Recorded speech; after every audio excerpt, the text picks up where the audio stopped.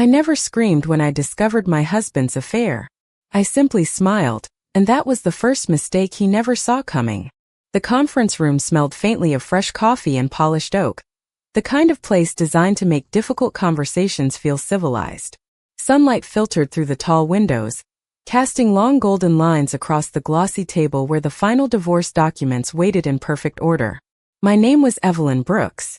I was 67 years old, and after 41 years of marriage, I was about to watch the man I had once trusted with my entire life discover that betrayal always carries a price, even if the bill arrives much later than expected.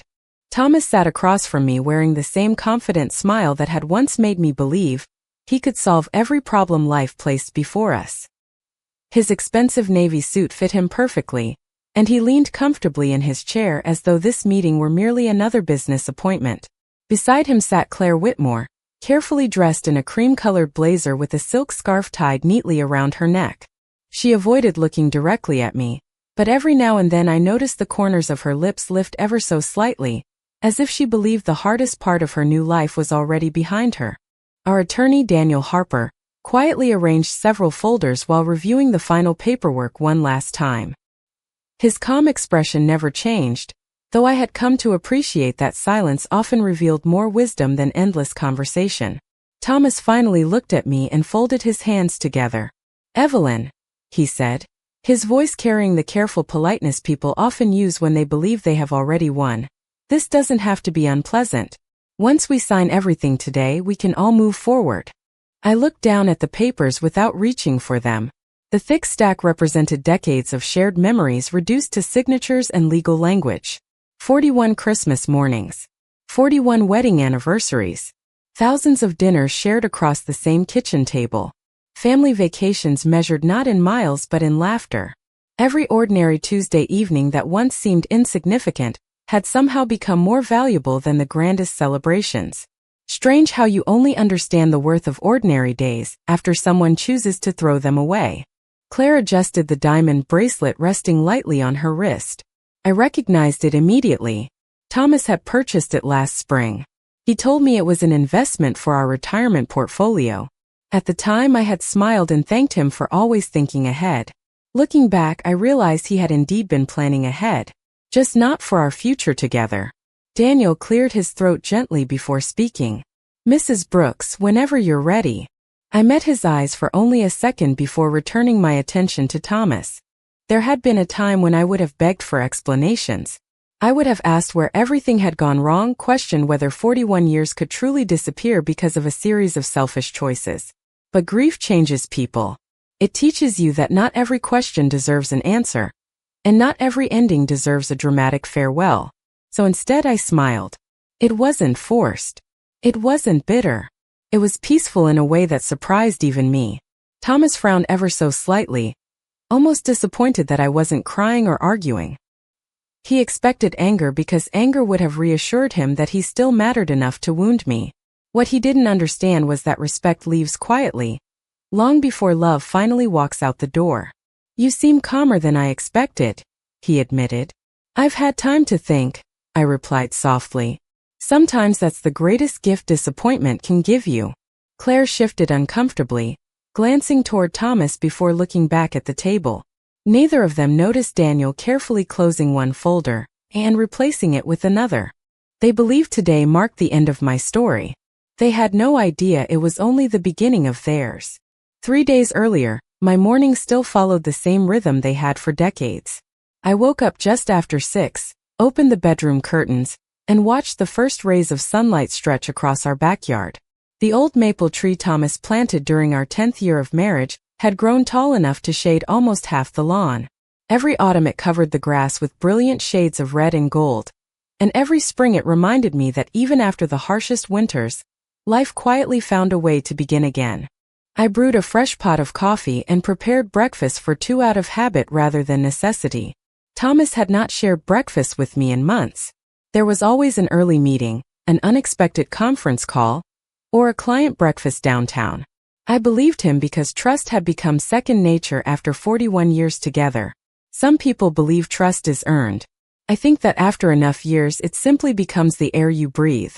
You stop questioning it because you cannot imagine living without it. I placed his favorite ceramic mug beside the coffee maker anyway. It remained untouched as it had almost every weekday that year. I finally poured myself a second cup before sitting alone by the kitchen window. The silence inside the house had changed over the past year. It was no longer peaceful. It had become careful. Even the floorboards seemed to creak more quietly, as though they were trying not to interrupt whatever distance had settled between us. I often caught myself wondering whether every marriage reached this stage eventually. Perhaps growing older simply meant accepting fewer conversations and more routines. Thomas still came home every evening, usually carrying his leather briefcase and offering the same polite smile. He always asked how my day had been. I always asked about work.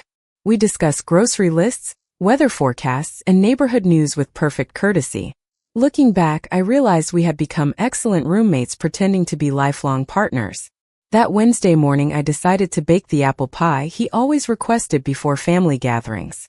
Our son and his family planned to visit that weekend, and I wanted everything to feel warm and familiar. As the cinnamon filled the kitchen, I remembered another afternoon almost 30 years earlier when Thomas had walked through the front door carrying a bouquet of yellow roses for no special reason. He told me then that ordinary days deserved celebrating just as much as anniversaries. I believed every word because he had always made me feel chosen. Those memories lingered while I rolled the pie crust, but they carried a strange weight I could not explain. Around noon my phone rang. The screen displayed the name Grace Collins. We had been friends since college, though life had taken us in different directions over the years. Grace rarely called without planning ahead, so hearing her voice unexpectedly immediately caught my attention. She sounded unusually hesitant. "Evelyn," she said softly, "are you home today?" "I am. Is everything all right?" There was a pause that lasted only a few seconds, yet somehow felt much longer. "I would like to stop by if you have a little time. There is something I think you deserve to know." Her words settled heavily in my chest. Grace was not someone who created unnecessary drama. If anything, she often avoided uncomfortable conversations until there was no other choice. I looked around my quiet kitchen, at the pie cooling on the counter and the second untouched coffee mug beside the sink. Outside, a gentle breeze moved through the maple branches while sunlight danced across the freshly cut lawn. Everything appeared perfectly ordinary. Yet for reasons I could not explain, the house suddenly felt unfamiliar, as though I were seeing it through someone else's eyes. "Come over," I answered calmly. "I will make another pot of coffee."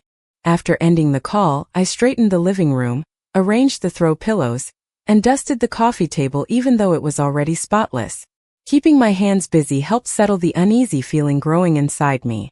I had no idea that before the afternoon ended, the life I believed I understood would quietly begin to unravel, not through shouting or dramatic accusations, but through a conversation spoken gently enough to change everything forever. Grace arrived exactly 20 minutes later carrying no purse, only a large manila envelope held tightly against her side. The moment I opened the front door, I noticed she looked older than she had only a month before. Worry had a way of changing people without asking permission. I welcomed her inside, poured 2 cups of fresh coffee, and placed a plate with slices of the apple pie between us. Neither of us reached for it. She looked around my living room, studying the family photographs displayed across the mantel. There was one from our 25th wedding anniversary, another from our son's college graduation, and one taken during a summer trip to Cape Cod where Thomas had insisted on renting bicycles even though neither of us had ridden one in years. Grace let out a slow breath before speaking. "I wish I had been wrong," she said quietly. I felt my stomach tighten, but I kept my voice steady. "Wrong about what?" She rested the envelope on the coffee table without opening it. "Last Friday I had lunch with a former coworker near the riverfront. While we were waiting for our table, I saw Thomas. I smiled politely. He told me he had meetings downtown." Grace nodded sadly. He was downtown. But he was not alone. The room suddenly felt much quieter. Outside, I could hear a lawnmower somewhere down the block and the distant laughter of children riding bicycles. Ordinary sounds continuing as though nothing important was happening. "Who was with him?" I finally asked. Grace hesitated for only a moment. "Claire Whitmore." I recognized the name immediately. Thomas had mentioned her several times over the previous year. According to him, she was a consultant who occasionally worked with one of his clients. He always described her in practical terms, never giving me a reason to remember her. Yet somehow I did. Grace slowly opened the envelope and slid several printed photographs across the table. None of them showed anything inappropriate or dramatic. They simply showed two people spending far more time together than business required. In one picture they were leaving a restaurant together. In another they were walking through a botanical garden on what appeared to be a sunny Saturday afternoon. Another showed them sitting at an outdoor cafe, smiling with the easy comfort usually reserved for people who shared more than professional conversations. I looked at each photograph carefully without saying a word. My heartbeat remained surprisingly calm. Sometimes the truth arrives so gently that your mind refuses to panic, because it is still trying to understand what your eyes already know. Grace reached across the table and touched my hand. "I did not hire anyone to follow them," she explained softly. "A friend of mine works for the hotel where they have been meeting." After seeing Thomas that afternoon, I became concerned. I asked a few careful questions because something did not feel right. She removed several receipts from the envelope. They listed dinner reservations, weekend stays, and charges made over several months. Every date matched a conference, client meeting, or business trip Thomas had described to me with complete confidence. I thought back to every evening I had packed his suitcase, every time I had reminded him to drive safely, every phone call where he apologized for working late. The pieces no longer felt scattered. They fit together with quiet precision. I gently placed the photographs back inside the envelope and folded my hands in my lap. Grace searched my face, perhaps expecting tears or anger. Instead, I heard myself ask only one question. "Does anyone else know?" She slowly shook her head. "Not yet." I looked toward the wedding photograph hanging above the fireplace, studying the smiling couple frozen in time, more than 4 decades earlier. Then I quietly answered, "Let us keep it that way for a little while. I believe there is still something I need to understand before anyone else hears a single word." After Grace left, I stood alone in the living room holding the envelope against my chest for several minutes before finally placing it inside the bottom drawer of my writing desk. I did not lock it because there was no need. Thomas had not opened that drawer in years. It contained old birthday cards, handwritten recipes from my mother, and the journal I had kept since retiring from the public library. Some places become invisible simply because people stop paying attention to them. That evening I prepared dinner exactly as I always had. Herb roasted chicken, green beans with toasted almonds, and mashed potatoes seasoned the way Thomas preferred. By 6:30 I heard the familiar sound of his car pulling into the driveway. A few moments later the garage door closed, followed by the steady footsteps I had recognized for more than 4 decades. He walked into the kitchen carrying his briefcase and smiled as though nothing in the world had changed. "Something smells wonderful," he said while hanging his jacket over the back of a chair. I was lucky to finish work early. I returned his smile with one of my own. "Then dinner is right on time." During the meal we talked about ordinary things. The weather forecast promised a warm weekend. Our grandson had scored the winning run at his little league game. The neighbors across the street were replacing their roof before autumn arrived. Thomas spoke comfortably, never once realizing that every sentence he offered now carried a second meaning inside my mind. Whenever he mentioned work, I quietly compared his words to the receipts folded inside my desk drawer. Whenever he glanced at his phone, I noticed how quickly he turned the screen away before placing it face down beside his plate. They were tiny details that I might have overlooked before, but once trust begins to crack, even silence becomes part of the conversation. Later that evening he stepped onto the back patio to answer what he called an important business call. Through the kitchen window I watched him speaking softly, occasionally smiling in a way I had not seen directed toward me in a very long time. I could not hear the words, but I no longer needed to. The truth had already introduced itself. When he returned inside, he apologized for interrupting our evening. "Clients never seem to watch the clock," he said with a tired laugh. "I understand," I answered gently, and surprisingly I meant it. I understood far more than he imagined. After he went upstairs, I washed the dishes slowly, letting the warm water run across my hands while my thoughts settled into place. I realized that anger would only cloud my judgment. If I confronted him now, he would deny everything, apologize for appearances, or create explanations that could never be fully disproved. I did not want another argument built on uncertainty. I wanted clarity. I wanted facts. Most of all, I wanted to leave this marriage knowing I had respected myself every step of the way. The next morning after Thomas left for work, I drove across town to meet Daniel Harper. He had handled my parents' estate years earlier and had always impressed me with his patience and honesty. His office overlooked the courthouse square, where people hurried through their ordinary routines carrying briefcases and coffee cups, unaware that someone else's entire future could change inside a single office. Daniel greeted me warmly, but his expression grew serious when I quietly explained that I needed confidential legal advice before making any decisions. He listened without interrupting as I described the photographs, the receipts, and the growing distance inside my marriage. When I finished, he folded his hands together and asked only one question. Evelyn, before we discuss anything else, I need to know one thing. How much do you truly know about the way your family assets are titled? I looked at him with complete honesty and slowly shook my head. Not nearly as much as I should. Daniel nodded thoughtfully, reached for a thick folder and said, "Then that is exactly where we begin." I sat quietly while Daniel opened the thick folder resting on his desk.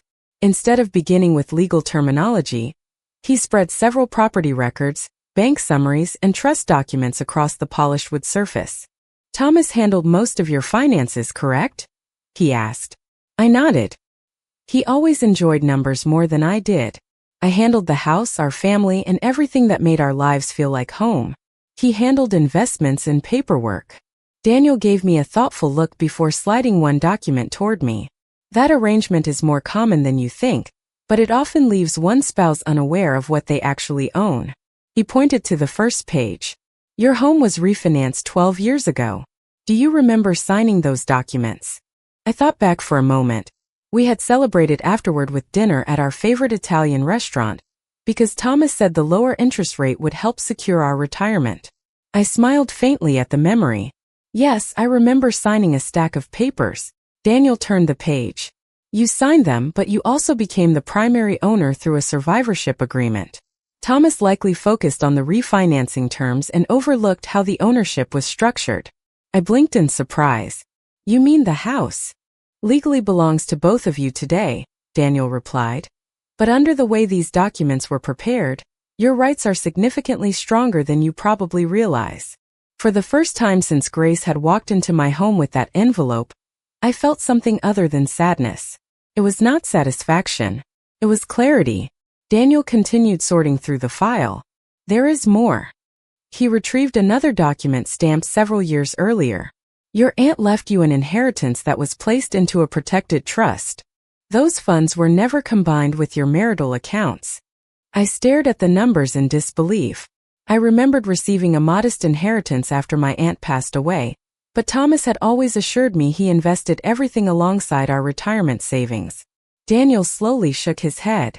No. According to these records, the trust remains separate. Unless you voluntarily transferred those assets, they remain exclusively yours. I leaned back in my chair, realizing how little I had understood about the financial foundation beneath the life we had built together. For years I believed Thomas knew every detail because he always spoke with confidence. Confidence, I now realized, was not the same as accuracy. Daniel folded his hands together. Evelyn, I am not encouraging revenge. My job is to make sure you understand your rights before anyone pressures you into decisions based on incomplete information. His words settled comfortably in my mind because they echoed exactly what I had been searching for. I did not want revenge. I wanted truth. There was an important difference. As our meeting continued, we reviewed retirement accounts, insurance policies, tax records, and property deeds. Several investments had been established long before Thomas met Claire, and many carried legal protections he had likely forgotten over the years. The more Daniel explained, the clearer the picture became. Thomas believed he controlled every piece of our financial future simply because he had managed the paperwork. In reality, the law recognized agreements rather than assumptions. Before I left, Daniel closed the folder and looked directly at me. For now, say nothing. Continue living normally. Gather copies of every financial statement you can access. Let him believe nothing has changed. I stood, thanking him quietly, and reached for my handbag. At the office door I paused.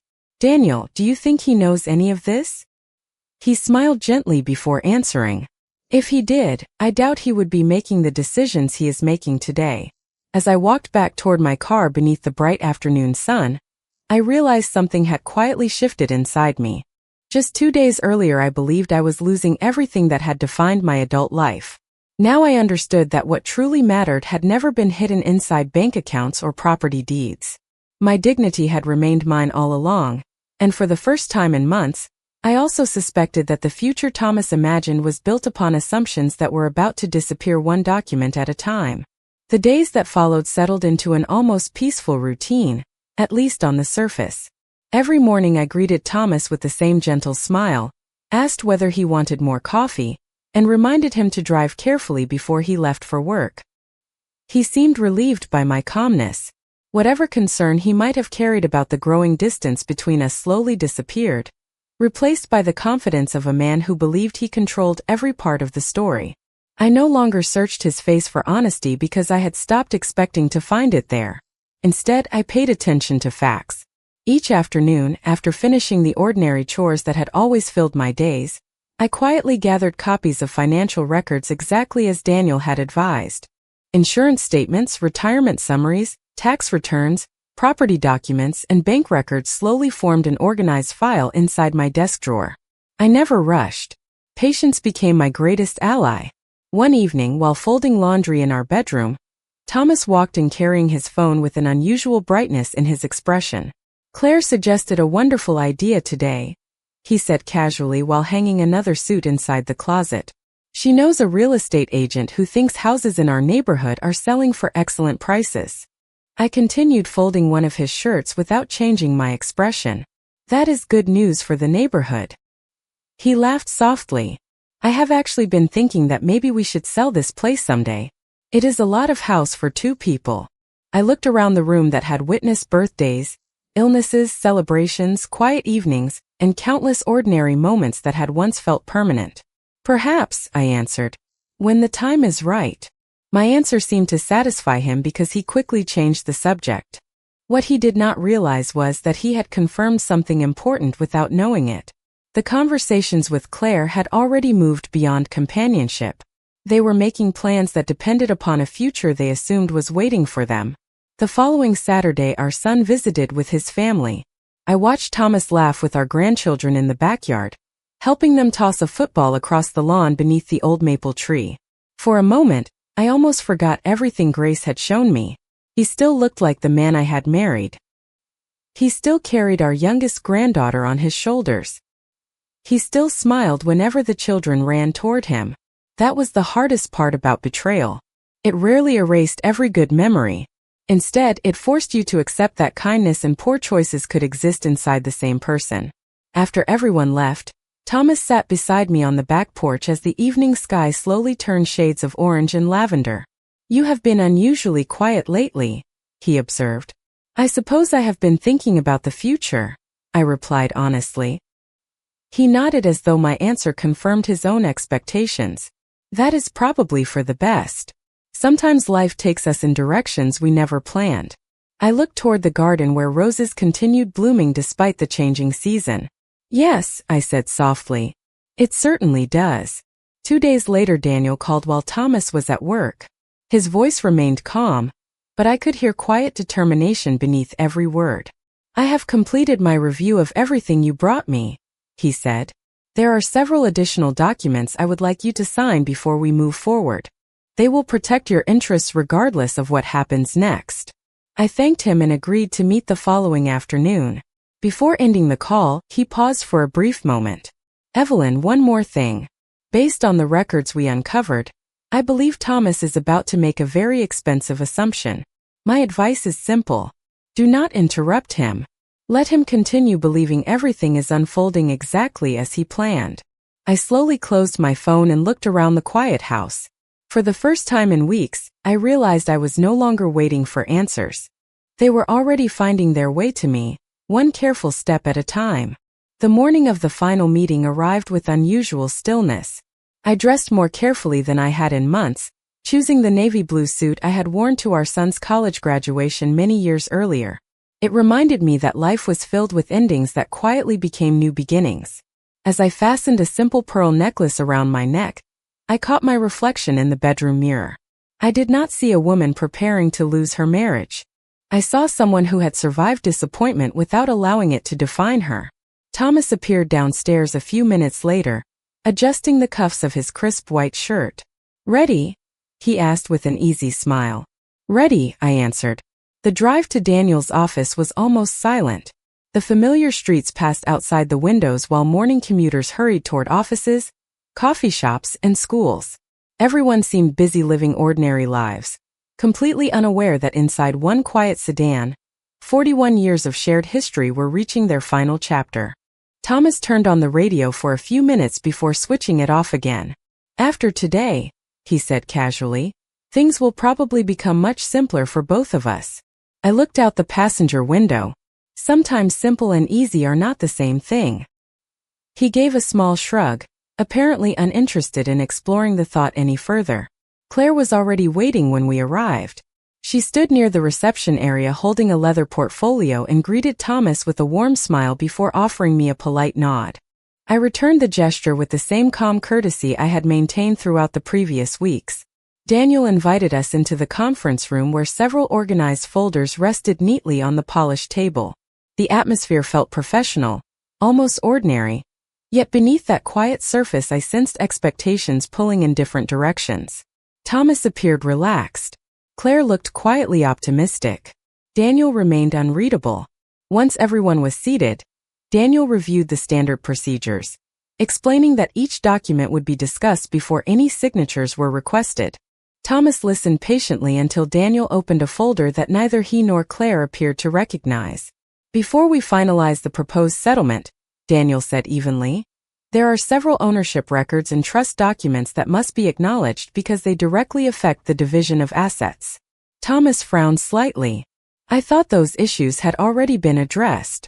Daniel calmly slid the first document across the table. "Not completely." Thomas picked it up, scanning the first page with the confidence of someone expecting routine paperwork. That confidence slowly faded. He turned the page, then another. His expression changed almost imperceptibly before he looked back at Daniel. "This cannot be correct." Daniel folded his hands. "The county records confirm it. The refinancing agreement established a survivorship structure that significantly strengthened Mrs. Brooks's ownership interest in the residence." Claire leaned forward, clearly trying to follow the conversation.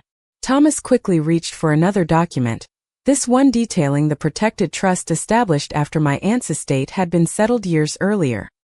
He looked at me for the first time that morning with genuine confusion. "I thought those funds had been combined with everything else." "They were not," Daniel replied before I could answer. "The trust remains separate under applicable law." Silence settled across the room. No one raised their voice. No dramatic accusations filled the air. The only sound came from pages quietly turning as assumption after assumption gave way to documented fact. I simply watched. There was no satisfaction in seeing Thomas surprised. Only a quiet recognition that confidence built upon incomplete understanding eventually collapses under the weight of truth.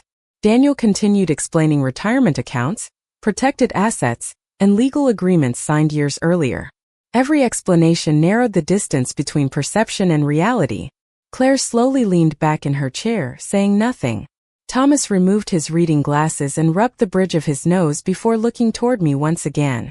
For the first time in many months, the certainty had disappeared from his face, replaced instead by the unmistakable realization that the future he had carefully imagined had never rested on solid ground at all. Daniel allowed the silence to remain for several long moments before gently closing the final folder. No one hurried to speak.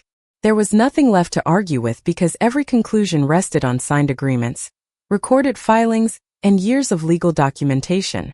Thomas slowly placed the papers back onto the table with hands that no longer carried the certainty he had displayed when we first arrived.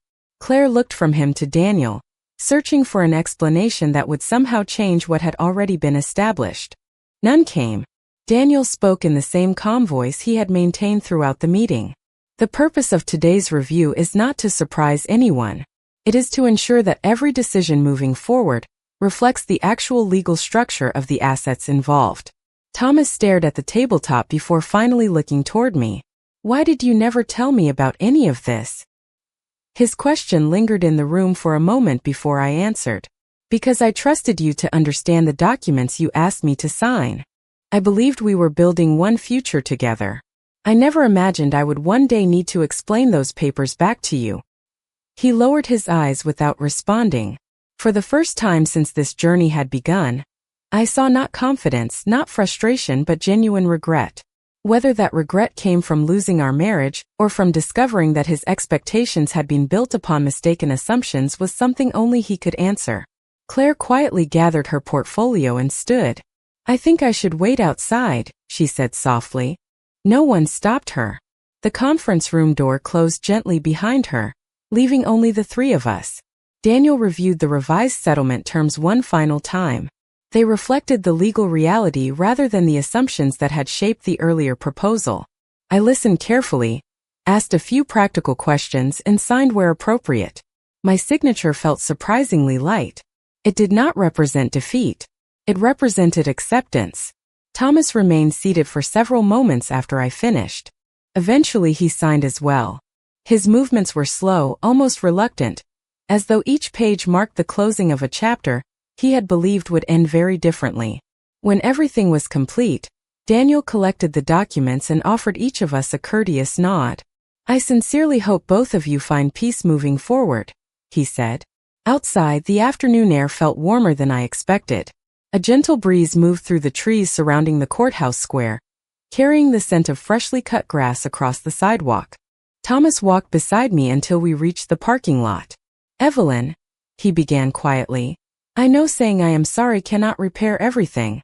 I looked at him calmly. No, some things cannot be repaired. They can only be accepted. He nodded slowly. I never wanted to erase everything we built. I thought about the family dinners, the birthdays, the vacations, the ordinary evenings spent watching old movies together. Those memories still existed. They always would. But they belonged to a different season of our lives. Neither did I answered. But choices have consequences, even when they arrive much later than expected. We stood there for another quiet moment before walking toward separate cars. I watched him drive away without anger and without relief. Instead, I felt something far more valuable. The constant weight I had carried for weeks had finally lifted. When I returned home that evening, the house greeted me with a peaceful silence unlike any I had experienced in years. I opened every window, letting fresh air move through each room as sunlight settled gently across the hardwood floors. Nothing inside the house had changed, yet everything felt different. For the first time in a long while, it no longer felt like a place where I was waiting for someone else to decide my future. It felt like home again. 1 year passed more quickly than I expected. The seasons changed, the maple tree in the backyard completed another full cycle, and little by little the house began to sound like mine again. Every morning I opened the kitchen curtains, brewed a fresh pot of coffee, and sat beside the same window where I had once waited for someone who had already left emotionally long before he packed his belongings. The difference was that I no longer waited. I simply enjoyed the quiet.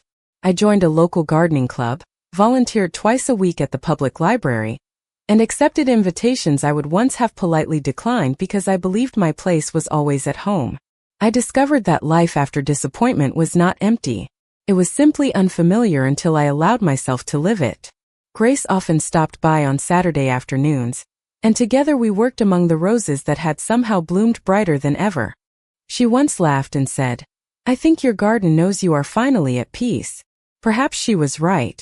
Flowers have a remarkable way of growing wherever they receive enough light. I occasionally heard small pieces of news about Thomas through mutual friends. His life had not unfolded the way he once expected. Some plans changed. Some relationships ended. I never asked for details because they no longer belonged to my story. Carrying resentment would only have chained me to a chapter that had already closed. Forgiveness, I learned, does not always mean restoring a relationship. Sometimes it simply means refusing to let yesterday continue renting space inside your heart. One autumn afternoon Thomas called unexpectedly. His voice sounded older, quieter, as though the past year had taught him lessons no one else could have explained. He asked whether we could meet for coffee. After thinking about it overnight, I agreed. We met at a small cafe overlooking the town square where we had once shared breakfast after holiday shopping many years before.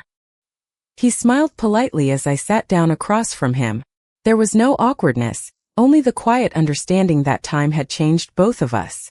"You look happy," he said. I smiled. "I am." He looked down at his coffee before speaking again.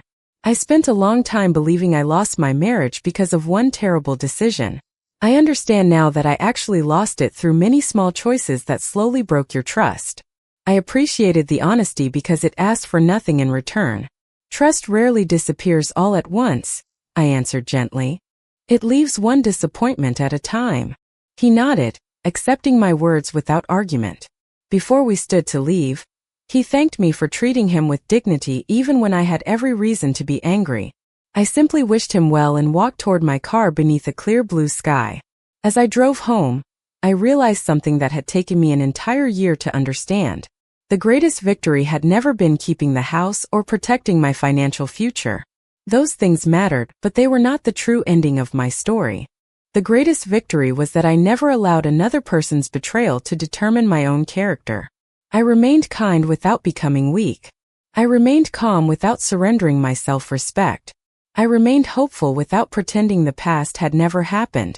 That evening I stepped into my backyard just as the sun began to set behind the old maple tree. A cool breeze moved gently through the branches while the last golden light settled across the garden.